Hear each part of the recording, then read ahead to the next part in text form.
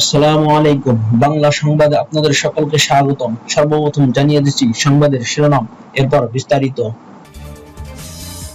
ইউনূস সাহেব ধরা পড়ে গেছেন, আসল এজেন্ডা চট্টগ্রাম বন্দর, বললেন মুজাহিদুল ইসলাম সেলিম। জালাও পোড়াওয়ের রানী পালিয়ে বিদেশে আছেন জাহিদ হোসেন। আমরা একটি ভীষণ জাতীয় সংকটের মধ্যে আছি, বললেন জুনায়েদ সাকি। জুলাই সনদ বাস্তবায়নের আদেশ জারিকে স্বাগত জানিয়েছে গণসংহতি।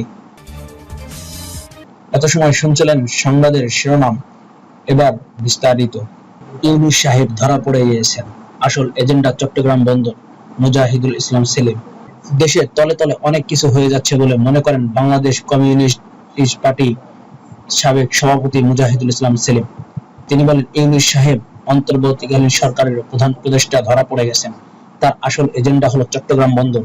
উনি গোপনে আমেরিকান কোম্পানিতে কাছে এটা লিজ দিয়ে দিচ্ছেন, পশ্চিমা কোম্পানির কাছে। আজ শুক্রবার বিকালে রাজধানীর সোহরাওয়ার্দী উদ্যানে সিপিবির জাতীয় সমাবেশে এসব কথা বলেন দলটির বর্তমান সভাপতি মণ্ডলীর সদস্য মুজাহিদুল ইসলাম সেলিম।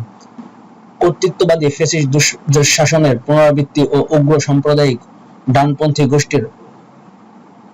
ডানপন্থী গোষ্ঠীকে রুখতে গণমানুষের ঐক্য সংগ্রাম অগ্রসর করা এবং বামপন্থী ও গণতান্ত্রিক শক্তির সরকার গঠন করার আহ্বান জানিয়ে এই সমাবেশের আয়োজন করে সিপিবি।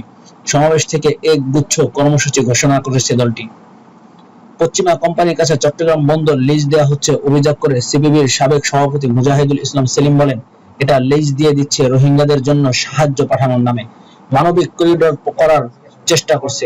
আমেরিকান সেনাবাহিনী যাতে এখানে এসে ষড়যন্ত্র কার্যকর করতে পারে সেই চেষ্টা করছে। তিনি বলেন, দেশবাসীর উদ্দেশ্যে আমি বলতে চাই, হুঁশিয়ার থাকবেন। বাংলাদেশকে সেই জায়গায় নিয়ে যাওয়ার জন্য চেষ্টা করা হচ্ছে, যেটাকে আমাদের প্রতিহত করতে হবে। বৈষম্য দূর করতে জুলাই গণ অভ্যুত্থান হলেও কিছুই করা হয়নি মন্তব্য করে মুজাহিদুল ইসলাম সেলিম বলেন, বুকের রক্ত দিয়ে পাকিস্তানের গোলামি থেকে মুক্ত হয়েছি। নতুন করে যদি কেউ আমাদেরকে ভারত কিংবা আমেরিকার গোলামির শিকলে বাঁধতে চায়, তাহলে মানুষ আবার জেগে উঠবে। মুক্তির সংগ্রাম ধ্বংস করার জন্য কোনো চক্রান্ত বরদাস্ত করা হবে না। দেশে বহুদিন ধরে আপদ আর বিপদের রাজত্ব চলছে, মন্তব্য করে সিপিবির সাবেক সভাপতি বলেন, একবার এ শোষণ করে, আরেকবার ও শোষণ করে। লুটপাটকারীর দল নৌকা ধানের শীষের সঙ্গে আবার জামায়াতে ইসলাম যুক্ত হচ্ছে। জ্বালাও পোড়াওদের রানী পালিয়ে বিদেশে আছেন জাহিদ হোসেন। আওয়ামী লীগ দেশে আবারও জ্বালাও পোড়াওয়ানের রাজনীতি শুরু করেছে উল্লেখ করে বিএনপির স্থায়ী কমিটির সদস্য ও জেএম জাহিদ হোসেন বলেছেন, এরাই তো সেই আওয়ামী লীগ যারা শেরাটন হোটেলের সামনে দোতলা বাসের মধ্যে গান পাউডার দিয়ে 12 জন সাধারণ নাগরিককে জ্বালিয়ে দিয়েছিল। এরাই তারা। কাজেই আজকে যারা আবারও যে জ্বালাও পোড়াও শুরু হয়েছে, সেই জ্বালাও পোড়াওয়ের রানী পালিয়ে এখন বিদেশে আছে। দিনাজপুরের ঘোড়াঘাট পৌর শহরের ওসমানপুর বালিকা উচ্চ বিদ্যালয় মাঠে আজ শুক্রবার দুপুরে আয়োজিত এক অনুষ্ঠানে তিনি কথা বলেন। জাতীয় বিপ্লব ও সংহতি দিবস উপলক্ষে বিএনপির উপজেলা ও পৌর শাখা আয়োজিত এই ফ্রি মেডিকেল ক্যাম্প ও বিনামূল্যে ওষুধ বিতরণী অনুষ্ঠানে প্রধান অতিথি ছিলেন জাহিদ হোসেন। আওয়ামী লীগ জনগণের অধিকার বিশ্বাস করে না মন্তব্য করে জাহিদ হোসেন বলেন, আওয়ামী লীগ হাজার হাজার মানুষকে পাখির মতো গুলি করে মেরেছে, আমার ভাই বোনদেরকে গুম করেছে, তারপরে এদের রক্ত পিপাসা মিটে নাই। 14 মাস না যেতেই আবারও তারা জনগণের উপর জ্বালাও পোড়াও শুরু করেছে। এরা প্রতিহিংসায় বিশ্বাস করে, এরা অনুশোচনা বা আত্মসমালোচনায় বিশ্বাস করে না। কোথায় তারা জনগণের কাছে ক্ষমা চেয়ে বলবে যে আমাদের সুযোগ দিন, আমরা আপনাদের পাশে দাঁড়াতে চাই, সেটি না করে বরং তাদের নেত্রী জোর গলায় বলে, আমি কোনো অন্যায় করিনি। অন্যায়ের কাছে আইন শৃঙ্খলা বাহিনী। হায়রে কপাল, এই আইন শৃঙ্খলা বাহিনীকে নির্দেশ দিল কে? কে বলল গুলি চালাও? কে হেলিকপ্টার থেকে গুলি করার অনুমতি দিল? আওয়ামী লীগের কুকর্তী যখন একে একে বেরিয়ে আসছে, বিচারের সম্মুখীন হচ্ছে, তখন তারা বিশৃঙ্খলা পায়তারা কাজ করছে বলে উল্লেখ করেন জাহিদ হোসেন। তিনি বলেন, বাংলাদেশের গণতান্ত্রিক কর্মী মানুষ আজ ঐক্যবদ্ধ। মানুষ ঐক্যের কাছে এসব ষড়যন্ত্রকারীরা হেরে যাবে। জনগণের যে গণ ঐক্য তৈরি হয়েছে, সেই ঐক্য জয়যুক্ত হবে। আগামী জাতীয় নির্বাচন সুশৃঙ্খলভাবে হবে। কোনো ষড়যন্ত্র এই নির্বাচনকে আটকাতে পারবে না। মেডিকেল ক্যাম্পে অন্যদের মধ্যে উপস্থিত ছিলেন বিএনপির দিনাজপুরের জেলা শাখার যুগ্ম সাধারণ সম্পাদক ও ঘোড়াঘাট পৌর শাখার সভাপতি আব্দুস সত্তার, ভারপ্রাপ্ত সাধারণ সম্পাদক মুক্তার হোসেন, সাংগঠনিক সম্পাদক আল মামুন, উপজেলা বিএনপির সাধারণ সম্পাদক আবু সাঈদ, সাংগঠনিক সম্পাদক মাহফুজুর রহমান, উপজেলা যুবদলের সদস্য সচিব মুজাফফর হোসেন ও পৌর যুবদলের সদস্য সচিব সজীব কবির সহ বিএনপির সহযোগী সংগঠনগুলোর নেতাকর্মীরা। আমরা একটা ভীষণ জাতীয় সংকটের মধ্যে আছি, বললেন জুনায়েদ সাকি। জুলাই জাতীয় সনদ বাস্তবায়নের ক্ষেত্রে কেউ যাতে ঐক্য কোনোভাবেই ফাটল ধরাতে না পারে সে বিষয়ে সতর্ক থাকার আহ্বান জানিয়েছেন গণসংহতি আন্দোলনের প্রধান সমন্বয়কারী জুনায়েদ সাকি। তিনি বলেন, আমরা একটি ভীষণ জাতীয় সংকটের মধ্যে আছি, দেশের অর্থনীতি খারাপ অবস্থার মধ্যে আছে। রাজনৈতিক দল হিসেবে 1 দশক পূর্তি উপলক্ষে আজ শুক্রবার রাজধানীর শাহবাগে গণসংহতি আন্দোলন আয়োজিত সমাবেশে এসব কথা বলেন জুনায়েদ সাকি।